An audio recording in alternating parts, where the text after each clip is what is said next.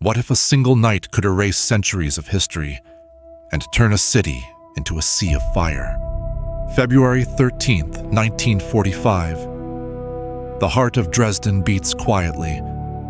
For centuries, it's called itself the Florence of the Elbe, a haven of art, music, and Baroque beauty, with elegant spires, palaces, and the legendary Frauenkirche. But as World War II nears its end, the fate of Dresden is about to change forever. On the ground, the city feels safe, almost untouched by the worst of the war's fury. Many citizens believe Dresden is too beautiful, too culturally important to become a target. But in the skies above, over 800 British bombers carve a new destiny. In waves, RAF Lancasters flood in, their bomb bays loaded. At 10:03 p.m., the first flares burst overhead, blazing a haunting, eerie green across the rooftops. Sirens scream too late. The first bombs fall. Incendiaries rain down, smashing through tiled roofs, bursting into flames that claw hungrily at wood, drapery, paintings, anything that burns. Then, 3 hours later, a second attack hammers the city. The thunder of bombs drowns out prayers in cellars and shelters. Temperatures reach over 800 degrees Celsius. The air itself ignites. Windows explode outward. Steel beams twist. Stone shatters. The firestorm is so intense that it creates its own tornado, sucking oxygen from the streets, asphyxiating those who run, pulling everything into an inferno. American bombers arrive the next morning, fueling devastation.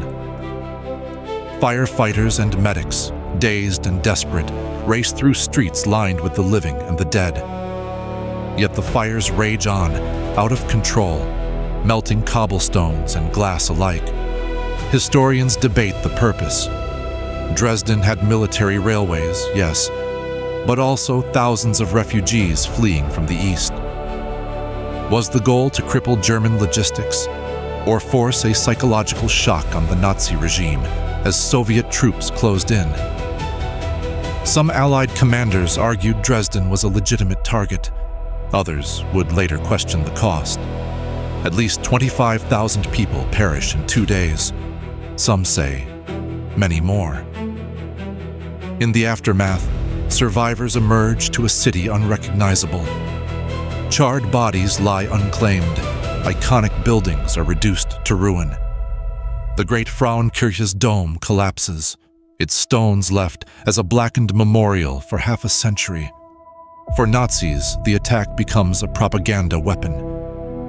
Joseph Goebbels inflates the death count to stoke rage and fear, calling the bombing a war crime. The true story is tangled in the fog of war, with myths and reality running together in the embers. Yet, in the years after, Dresden rises. The spirit of the city refuses to die. Rubble is cleared by hand, fragments of frescoes and statues collected piece by piece. When the Berlin Wall falls and Germany reunifies, Dresden is reborn, and the magnificent Frauenkirche stands again. The city becomes a symbol not of defeat, but of resilience and hope. But questions linger. Were the bombings justified, or an act of terror cloaked as strategy? How do we measure the line between military necessity and the tragedy of civilian suffering? Dresden's firestorm lives on in debate, in conscience, and in memory. A city of beauty, once nearly consumed by its own history. What other stories still lie in the ashes of war? Stay tuned, because the next chapter in World War II's untold history might surprise you.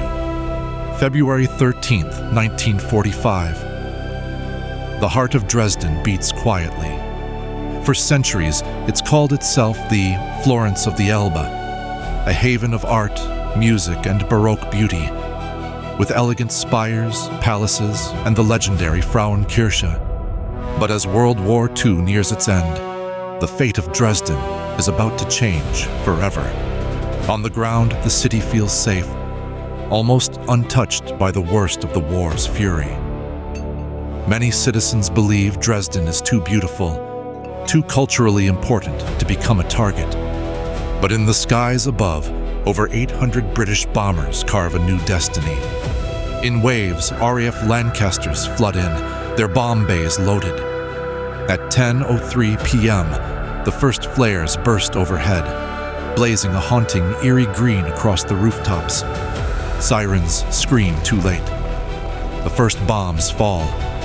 Incendiaries rain down, smashing through tiled roofs, bursting into flames that claw hungrily at wood, drapery, paintings, anything that burns.